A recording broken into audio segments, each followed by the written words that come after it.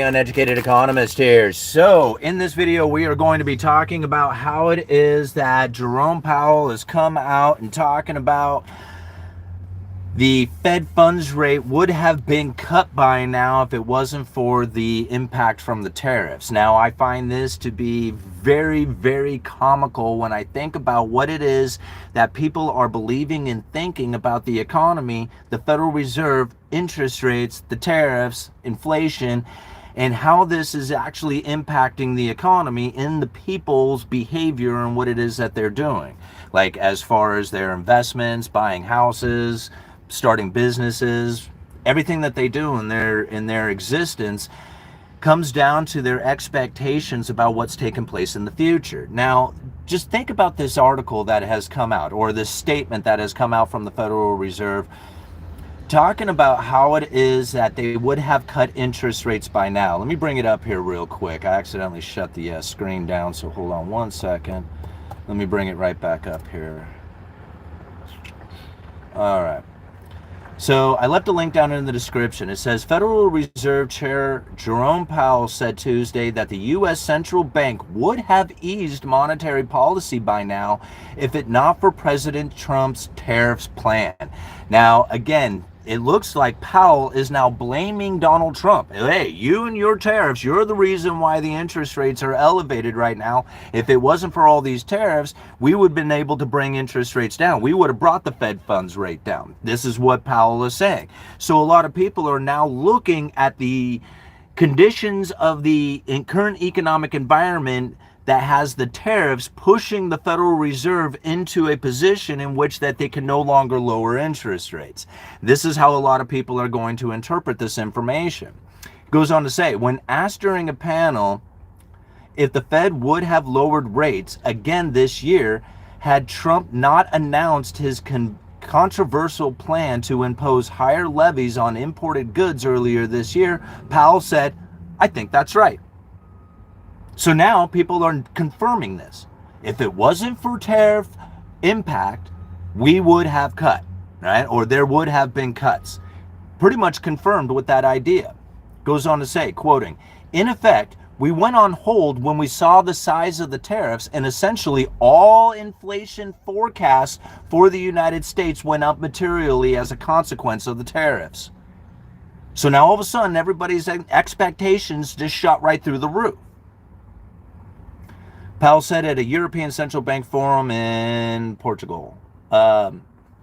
Powell's admission comes as the Federal Reserve, or the Fed, has entered a holding pattern on interest rates despite mounting pressure from the White House. So the White House says, you need to cut. Too late, Powell. You're an idiot, moron. Don't know what you're doing. You need to cut immediately. Right? Meanwhile, Powell's like, hey, we would have cut if it wasn't for all these tariffs. Okay? Goes on to say here in this article, the Fed last month had key borrowing rates steady once again, keeping the Fed funds rate at the same range between 4.25 and 4.5, where it has been since December, right? Over 6 months now. The central bank's policy-setting Federal Open Market Committee, the FOMC, these are the people who vote on monetary policy because it's not up to Jerome Powell. There is 11 other voting members, 5 alternates, and 2 advisors who are on the FOMC. The central bank's policy-setting FOMC market committees indicated via its so-called dot plot of members' projections that there could be 2 cuts by the end of 2025. However, I love the howevers, Powell also said at a press conference last month that the Fed was, quote, well-positioned to remain in a wait-and-see mode. Well, if they're well-positioned, then why would they have needed to cut regardless of the tariffs? Like, I mean, either you're well-positioned or you're not. So all this increase of tariffs, inflation, inflation expectation, the fear, uncertainty, and doubt, the Federal Reserve is well-positioned for this. Well, then that means you wouldn't have needed to cut. That doesn't make any sense. Right? Either you would have or you wouldn't have cut by now. So if they're well-positioned, how is it that they're well-positioned? That doesn't make, does that make sense to anybody? Like, here Donald Trump is saying the Fed is not well-positioned at all. They need to cut and cut immediately, right? But here Fed is saying, nah, we're actually pretty well positioned considering everything that's going on within the economy right now. Let me continue on. I'm going to explain all this to you. It's going to make a whole lot more sense when I'm done. Because none of this makes sense to anybody, right? I mean, some people are like, no, Trump is right. Other people are like, no, look, Powell knows what he's doing. Nobody knows what the hell is going on, right? Goes on to say this. Actually, nobody's saying Powell knows what he's doing. I'm the only one. All right. On Tuesday, Powell was asked if July would be too soon for markets to expect a rate cut. His answer that he quote really can't say, and that quote it's going to depend on the data. Fed funds future traders are pricing in more than a 76% likelihood that central bank once again holds rates steady at the July policy gathering, according to the CME Fed Watch tool. Now, that's something I find pretty interesting in itself, is that everybody who has predicted, all these market participants and future traders, expectations and all this other stuff, they always get this wrong. They always get it wrong because they follow that dot plot. They look at that dot plot as a committed view. It's not, right? The dot plot is saying where it is that they believe that interest rates should be, the Fed funds rate should be if these conditions continue. Nothing stays the same. It will change. Always does. Never stays the same. So the dot plot really is superficial in every direction, any way you look at it, right? Because nothing stays the same. Everything changes, and when it changes, they change. They change their view, they change their expectations, and they change their position on where the Fed funds rate should be. That's why the dot plot is not an accurate predictor of what's to come. It's a good indication of what the Fed feels like today, considering the current conditions. Anyway, let's go on. Powell's future at the Fed. The Fed's unrelenting position to keep rates where they are for now has caught the ear of Trump and his administration, who have publicly good Lord, I just have the hardest time saying words. Hey, who has admissioned Powell for the central bank's failure to lower borrowing costs. Trump last week called Powell, quote, terrible, and said he was, quote, very average mentally person. I love this. I love this stuff, man. This is so good. Once you understand what it is that's really taking place here, all this stuff becomes very comical and almost as if it's like a show. It's literally a distraction. All right, let me continue on here. When asked on Tuesday if he would stay on as the Fed governor after his term as chair ends next year, Powell responded, quote, I have nothing for you on that today. And Powell goes on, Powell's term as a Fed chair ends in 2026, while his position as a governor is set to run until 2028.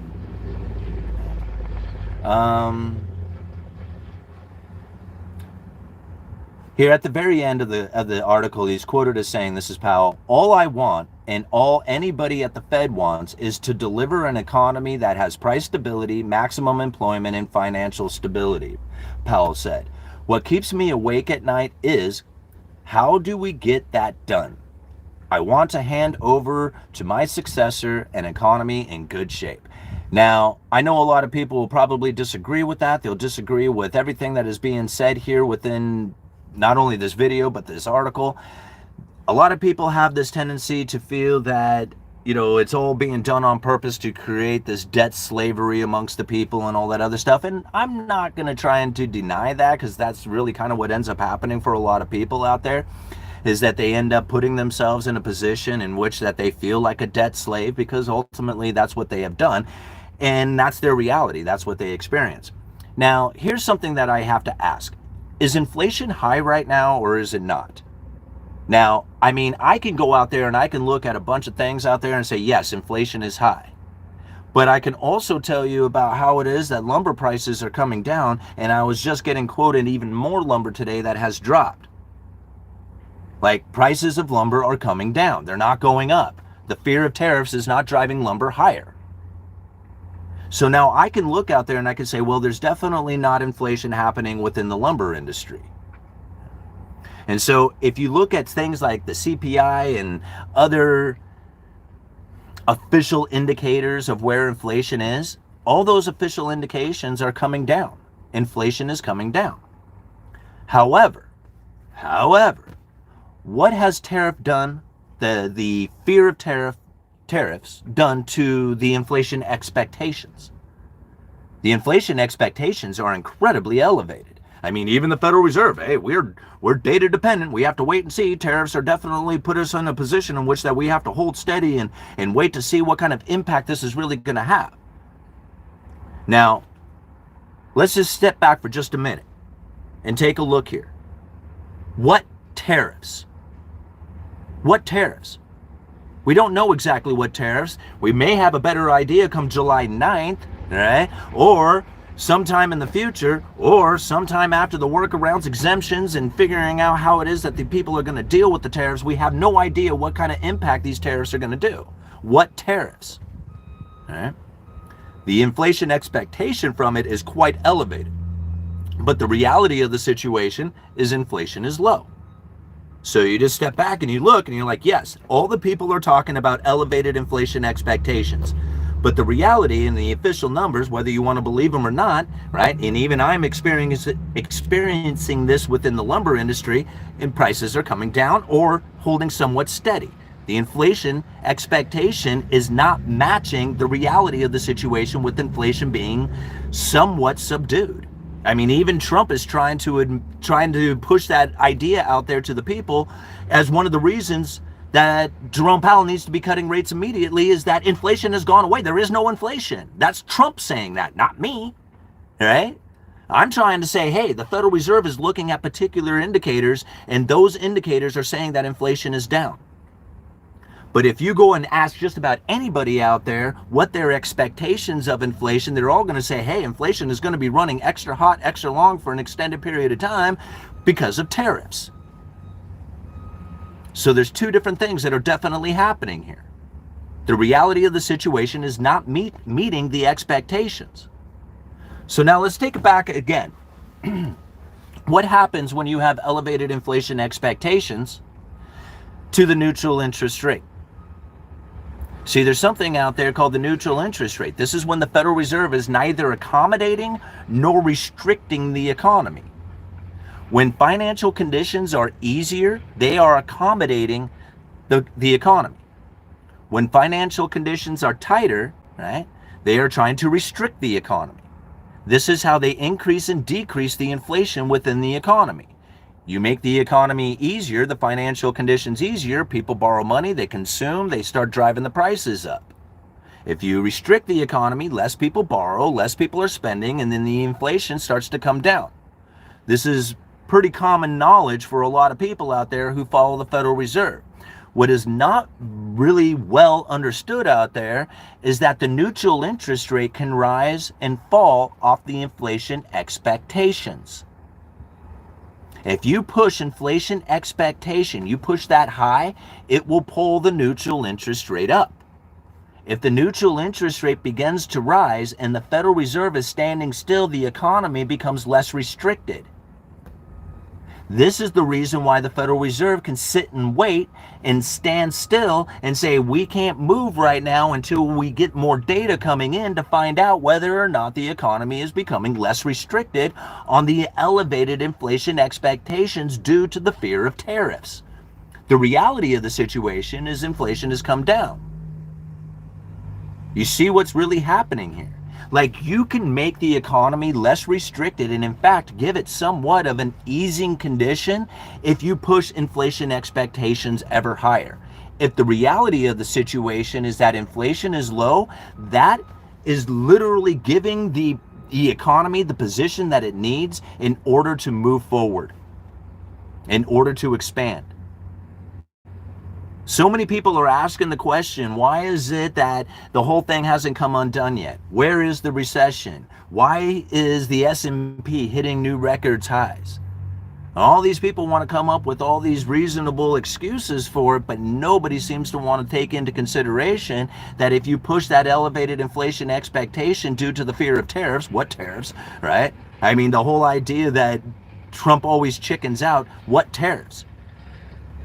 The people's fear of it elevates the inflation expectation, pulls that neutral interest rate higher. At the same time, we have low inflation, which is actually creating a stimulating effect for the economy. That's what's really happening today. This whole idea that Powell is like trying to blame Trump, that, you know, oh man, well, if you didn't have all these fear of tariffs, we would have cut interest rates now. No, right? What you would have done was tried to maintain the restriction level, because the neutral interest rate would have been falling and you would have been chasing the neutral interest rate down, making the position of the Fed funds rate neither more restricted or accommodating to the economy. It would have been chasing the neutral interest rate down. Nobody knows that. I'm literally the only person who's going to be discussing that here on the macroeconomics subculture YouTube channels that are out there. Nobody's going to be talking about that. That if the Federal Reserve was to truly cut rates, they would most likely be chasing the neutral interest rate down, and it would not make the economy any more accommodating. It would not ease the financial conditions. Nobody knows it. Once you see it, once you recognize it, everything starts to line up and make a lot more sense. How many people out there were just like, have no idea on why it is that the markets were hitting all-time highs, except for the uneducated economists who's saying, you think maybe the elevated inflation expectation is making the economy less restricted, far less restricted than anybody had ever considered or ever realized or even thought about? Right? How many people even consider the neutral interest rate? I don't know how many times I've heard somebody say out there, the Federal Reserve should be cutting by however many basis points. And I think to myself, and how would that be in relation to the neutral interest rate? I mean, you have this idea that they need to cut by this percentage point, but then if you don't include the neutral interest rate into it, how do you know whether or not that was going to be accommodating or restricting? Or to what level that would be accommodating or restricting? I mean, if you can't incorporate that into the idea of what it is that the Federal Reserve should be doing, then you probably don't know what the Federal Reserve is really doing anyway. See, I don't look at where the Fed should do it or could do or better be or whatever. I don't look at it like that. What I look at is, where is the Federal Reserve right now? How is it that people's expectations are raising the neutral interest rate? Because between these two is the restriction. And if the elevated inflation expectation is pulling the neutral interest rate higher, then the economy is far less restricted than anybody would ever give it consideration for. The more you push it, the more you say, see, this is how I know that Donald Trump is literally a benefit to the Federal Reserve. Think about how this is working. Like, if the Federal Reserve wanted to make the economy less restricted, what would be the easiest way for them to do that? To tell Donald Trump to push inflation expectation out there by the idea of using tariffs to create all this economic havoc. That would be the easiest way. They can stand still. The people themselves then start to act and behave in a way that creates the economic environment that they are looking for. I have been going over this exact same information, trying to share this with you for years. This is not deviated. The strategy is exactly the same as it has been for years. You can go back and watch my videos talking about neutral interest rate. It's exactly the same as I had described it just now. Very few people can do that. Very few people have an economic strategy, an understanding, a theory about what it is that's taking place with monetary policy that is as consistent as mine. Most people who have a consistent monetary policy theory is one that they don't know what they're doing, they screwed up, they're about ready to cause all this pain and suffering to all the people, and you better wish for them to end quickly and that Donald Trump take over. That's the way the majority of the people feel or think about it. And so they have this understanding of the monetary policy that is completely delusional. I mean, I don't know how many people that I've even read in the comments section saying it's trying to blame Powell. The moment that you use the name Powell and say it's his fault, right? You have no understanding of the FOMC, the Federal Reserve, their monetary policy, or how it is that they're using their strategy. Don't do it. Don't do it. If you fall in line with that idea that it's Powell's fault, or that if you replace Powell that you can change how it is that monetary policy is going to be conducted, then you are going to be lost. You are going to be lost. You will not get it. You will be misunderstanding. You will blame. You will not figure this out. You have to follow the Federal Open Market Committee. There's 12 voting members, 5 alternates, 2 alternatives. Or 2 advisors, I'm sorry. And between these 19 people, they come up with the strategy for monetary policy. It's not Jerome Powell. Powell is the spokesperson. He is literally a messenger.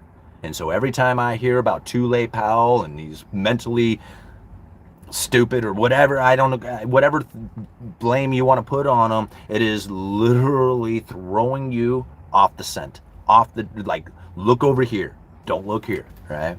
It's literally taking your attention in the direction in which that would be most benefit to you, and it throws you right off the trail. Straight up. All right, Simon, you have been totally 100% consistent. I have been here the whole time. Yes, you have, Brody, and thank you so much. And that's where I really think, like, the people who have stuck it out and listened to the channel consistently for years now, they see it, they get it. It's people who come in for the first time, and this is so, like, an esoteric thought, you know, it was just, like, so obscure and so weird and so different from what anybody else has ever said, that they have a hard time internalizing it. They have gotten this belief that they have picked up from all the other, like, conspiracy theory minded individuals who put a lot of good information out. I'm not trying to say that they don't have good, accurate, factual information, but the meaning that they have given behind it has completely thrown people off the trail. Like, they have no idea of what's really happening out there. Like, I was one of those people for the longest time, right? And it was when I finally gave up on the whole idea of just studying everything, and I said I'm done. I'm done with it all. I'm not going to do any research. I'm not going to go on the internet. I'm not going to have social media. I'm not going to have a cell phone. I'm not going to use debit cards. I'm not going to do it. I'm done. Right? It was after that I had finally just washed myself away from all the stuff, that I said, okay, if you're going to do this research, follow the money and nothing else. Just follow the money. Just keep your eye on the money. That's what I did. I said, okay, monetary policy is it. I gotta focus in on monetary policy. Everything else is noise. Noise to me, because there's nothing I can do about changing the way that other people are going to conduct themselves. The only thing I can do is change the way that I am conducting myself in relation to the things that I understand and know out there. And the more I started breaking down monetary policy, the more I realized very few people truly understand what it is that the Federal Reserve was trying to do with their monetary policy. They were stuck at the lower bound of zero. They lost it. They knew it was coming. 20 plus years ago, Ben Bernanke had put the theory out there of what it is that they were going to do once the Federal Reserve had hit the lower bound of zero and inflation was nowhere to be found. Right? Knowing that they had this plan well orchestrated ahead of the great financial crisis, whereas most people thought that the Federal Reserve was absolutely clueless and didn't know what it is that they were going to be doing. Right? Once you realize, once you see that they had this game plan lined up years ahead of the great financial crisis. Right? And I thought to myself, man, they are not letting the people know what's happening. They are keeping this secret. There's 2 different communications happening. One of them to the mainstream media, to the public, to the press, to the people who are listening out there. And then there's another message to the other central bankers. Once you realize that there is a second message, right? Or there's 2 different messages. I wouldn't necessarily call it first or second. It depends on how you are receiving it. But once you realize there's 2 messages being put out there, and the second message, or that other message that is there, is not the same as the one that's being publicly stated. It's completely different. Once you see the 2 different messages and you recognize that there's 2 different ones, then you really start to understand the strategy and how they're using it, how they use their communications, how it is that they lost the ability to use the Fed funds rate as an effective monetary policy tool, and then developed and now are using the tools of communication for their effective monetary policy tool. and it's working.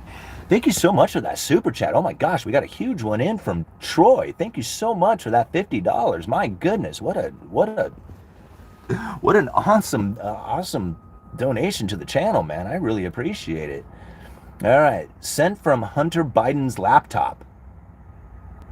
I didn't know Hunter Biden was a fan of the channel. That's cool. I mean, I guess. All right, maybe you'll learn some economics. All right, 15 to 30% interest rates incoming. Thank you so much. Sent from Hunter Biden's laptop for the $2. 15 to 30% interest rates coming. I don't think so. I guess I shouldn't say no, but I think that would be a little bit far-fetched. I really honestly think that interest rates are going to be moving the other direction. And once that we have an established stable coin that people are using and cash is being removed from the system, I think it's just a matter of time before we go into negative interest rates. Right on. 430 people watching with 86 likes. All 400 of you go out there and hit that thumbs up button right away, and we'll see if we can get a few more people to join in before I have to end this live stream in about 20 minutes if we go that long. All right, so do they just gonna inflate the debt away? I don't think so. Inflation is something that the Federal Reserve was desperate for at one point. They could not find it. In fact, here, let me just read this to you. I go over this all the time, but I think this is important if you haven't ever heard this before.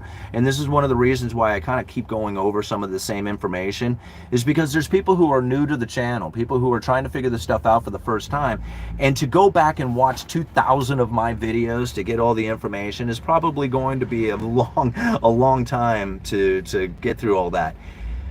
But understand this, understand that the Federal Reserve was in a position in which that they were desperate to find inflation. Let me read this to you. This is coming from Monetary Policy Strategies for a Low Neutral Interest Rate World. This was given November 30th of 2018, John C. Williams, president of the New York Federal Reserve Bank. And it says this: today we face an altogether different set of problems stemming from a very low neutral interest rate. That is, the short-term real interest rate consistent with an economy operating at its potential alongside low and stable inflation.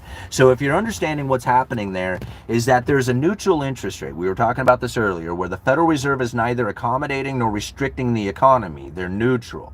Now, if they were to raise the Fed funds rate above neutral, it makes the economy restricted. If they drop below neutral, it makes the economy accommodating, right? So here you got easing conditions or tightening conditions depending on where the Fed funds rate is in relation to the neutral interest rate. Now, if the neutral interest rate becomes very low, like close to zero, when the Federal Reserve drops interest rates to try and stimulate the economy, they hit the lower bound of zero and cannot get far enough below neutral to actually stimulate the economy. This is the problem that the Federal Reserve was facing after the great financial crisis, and all the way up until 2019, well, actually until COVID, right? This was the problem that they were facing, is that they could not drop the Fed funds rate far enough below neutral to actually stimulate the economy and find the inflationary scenario that they are looking for. Quantitative easing of 1, 2, 3, and 4 failed to produce the inflationary scenario that the Fed was looking for.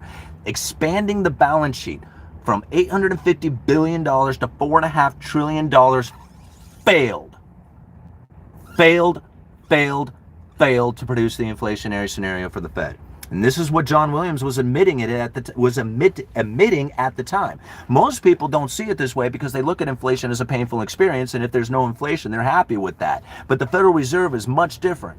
They need that inflation, and if they cannot find it, then they are screwed, because they can't get far enough below neutral to stimulate the economy without hitting the lower bound of zero. Increasing the inflation expectation pulls the neutral interest rate higher. If they can get the Fed funds rate up high enough and get the neutral interest rate to rise up and get closer to the Fed funds rate, the next time they go to stimulate the economy by dropping interest rates and hitting the lower bound of zero, they may be far enough below neutral to actually stimulate the economy. That was them getting their tools back, but they can only do it off of an elevated inflation expectation. Let me continue on here, right?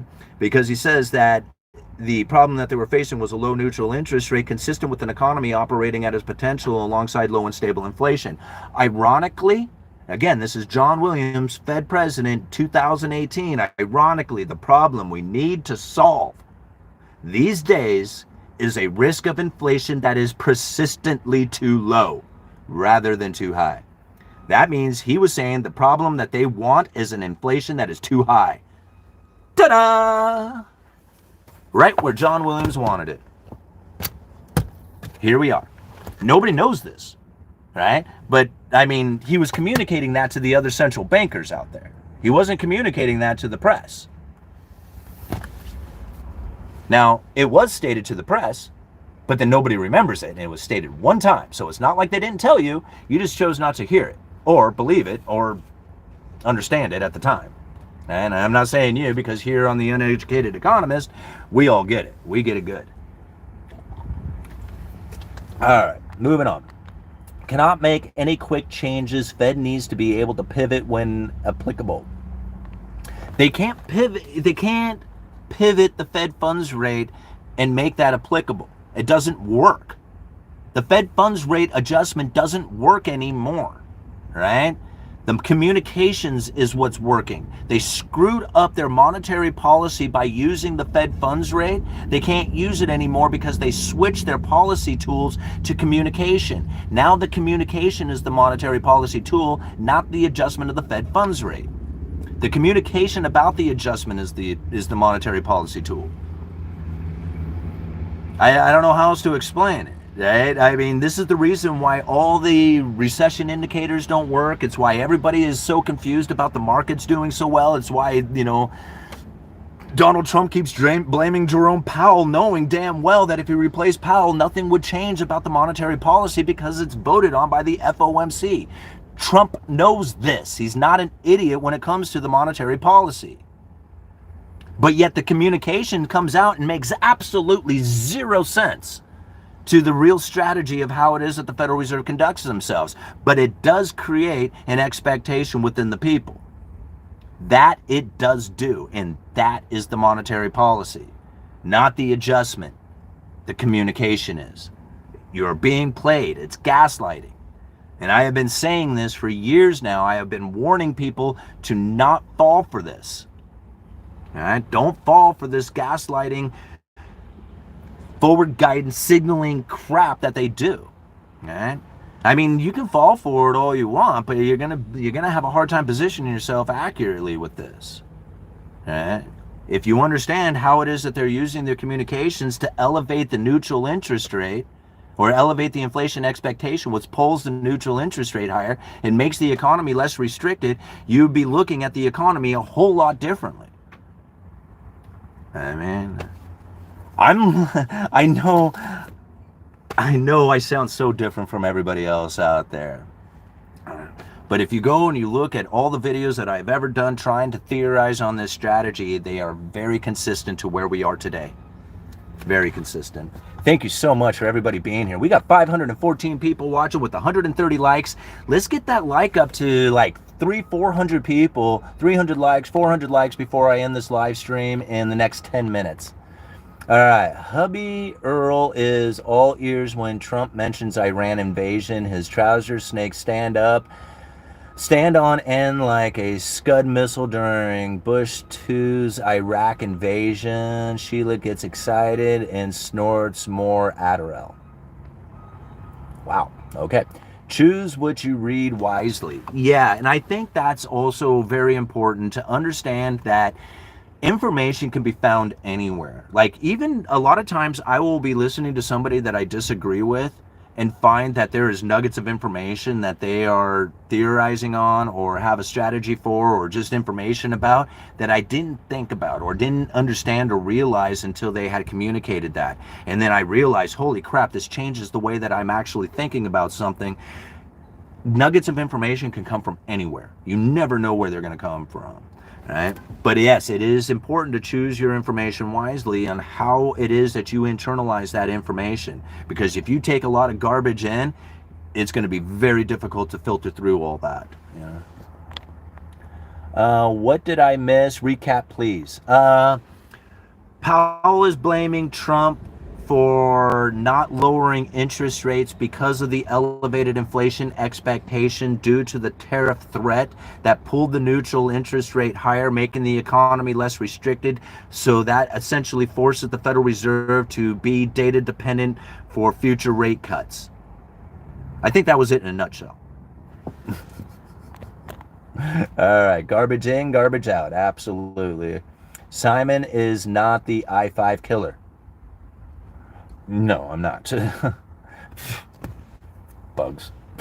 All right. Nobody thought grandma and grandpa would go to prison and a camp over paperwork.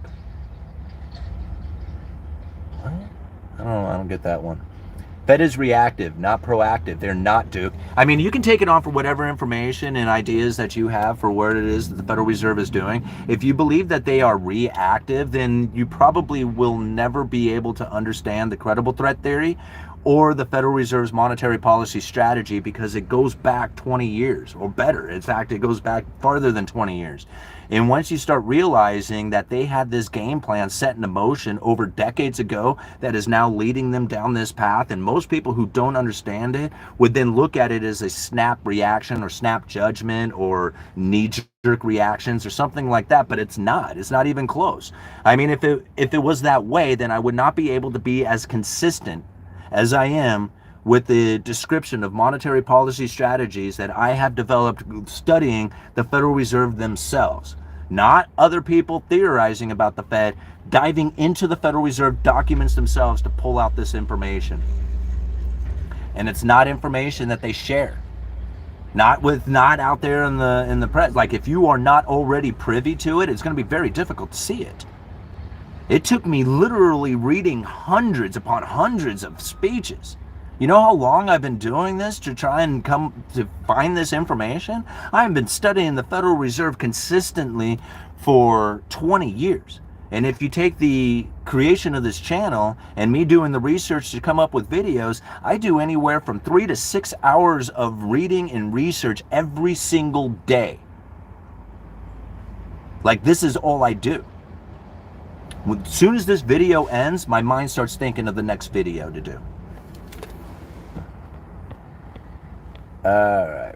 How can BTC be a ticket out of fiat? It's only bought with fiat.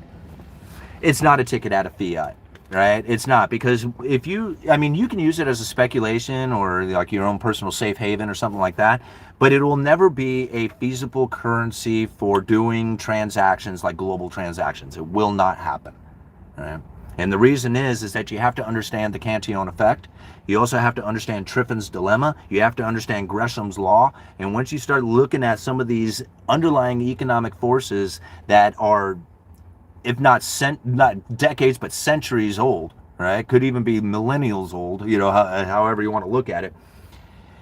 These are underlying economic forces that are at play. If you introduce a hard currency or a limited currency, the most industrious people will hoard it for themselves and everybody else will suffer in pain and misery. The United States is not in a position in which that we would be functioning profitably in that sort of environment. We import more than we export. If we import stuff, we would export our money and we would fall into pain and misery and poverty almost immediately. It's not a good idea. Right? Now, don't get me wrong. Us as individuals who understand and have positioned ourselves in for it would do incredibly well. I mean, we would just be screaming in awesomeness. But most of the people around us, 90% of the people or more, would be suffering in pain and misery and poverty. Now, I personally don't want to see all those people suffering in pain and misery and poverty. I would do well in that situation, because I've at least thought about it, right? I at least thought about it and what I would do in something like that if something like that was to occur. Most people can't even give it an idea of thought. All right, I got a few more minutes here. We got Jake Northwest with the $2. Thank you so much. Did you read Creature from Jekyll Island? I did read Creature from Jekyll Island. In fact, it's one of the few books that I've actually read on economics. It took me a long time. It took I am somebody who has reading comprehension issues. So if I read for like 10 minutes, that's about as much as I can take in at any given shot. Now, over the last few years, I've gotten better, but 6, 7, 8 years ago, reading an entire book was like an overwhelming task for me. I just wasn't going to be able to do it. However, I did get through the Creature the creature from Jekyll Island. And even better yet, I've met the author. I got to spend an entire day hanging out with him at the Silver Symposium, got to speak on the same stage to the same audience as G. Edward Griffin, and I got to have lunch at Hell's Kitchen with him, and there was going to be a group there, but it turned out that it was just G. Edward Griffin, his wife Patricia, my wife Sarah, and myself, because the guy who was hosting it kept getting up and leaving the table to go talk on his cell phone. So it was just me and G. Edward Griffin having a conversation over lunch at Hell's Kitchen, where I explained to him everything that was happening within the lumber industry. He shook my hand and said, "Thank you." That clears up a lot of what it is that I was trying, like he was trying to understand about the lumber industry at the time. Like I literally filled in the blanks for him on that. G. Edward Griffin, of all people, right? Shook my hand and thanked me for the lumber information. Old Ida was there. Like he wasn't at the lunch, but he was at Silver Symposium and sitting there next to G. Edward Griffin with us. Yeah. All right. So why is BTC valuable if it can't replace fiat?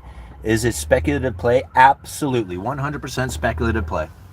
100%. Right? And don't get me wrong. Like, I'm in Bitcoin. I have about a half a Bitcoin. It's by far the biggest single position of just about anything that I have as far as my portfolio of investments go. Cryptocurrencies is by far the biggest position. And it's not by my choice. I didn't want it to be. I wanted it to be like silver or something like that. But it's not silver. It's cryptocurrencies. Now, speculation, 100%. I am invested somewhat into Coinbase. You know, it's not much, not as much as I am invested into cryptocurrencies or the Bitcoin, but I am, or speculating into those, but I am invested somewhat into Coinbase, right? And so between that, it's done very well for me. But it's definitely a speculation. Sounds to me like new construction homes in areas where they use lumber is coming to a hard pause. New construction is definitely taking a hit. It is not doing well, right? And so when I think about the position that the lumber industry is in right now, there is a lot of lumber depletion, inventory depletion taking place. Like right now, I was just talking with one of the other buyers, or actually he's pretty much the main buyer for the store, about 2x12s. And he was like, right now there is an incredibly thin market for 2x12. The wides, like anything that's wide or really long, right? These are the items that the mill produces the least amount of. The mill wants to produce what is selling. And what sells right now is 2x4, 2x6, stud length, and random length. These are the most common items that the lumber industry is going to be moving. That's what the mills will produce. So if you have an inventory depletion where you simply cannot find particular material because there's this gap in inventory, that is a sign of very tight inventory. The demand is also low. If this flips, if there for whatever reason there is an increase in new construction demand, whether the interest rates come down, the buyer comes back, however it comes, like whatever hypothetical scenario that you want to imagine that causes the builders to get excited about building again, and they start ramping up production, I do not believe that there is enough material within this system to provide any kind of significant increase in demand. I believe that lumber prices would skyrocket again. There's just not enough material out there right now to handle any kind of major increase. But that's the thing. There's nothing on the horizon that would give me any kind of belief that there's going to be any major increase into the building demand. I just don't see it. Not yet. If things change, circumstances change for whatever reason, then I would change that view. But as of right now, I do not see it. I do not see it happening, and I do not expect it to come anytime soon. The moment that I feel the change, the wind to change, I will be out here telling you about it right away. I've given you many ideas, updates on the lumber industry. This is the condition, and we have been here for quite some time. Like, this is going on for months and months and months now. This tight inventory and low demand. The moment that it flips, it's on.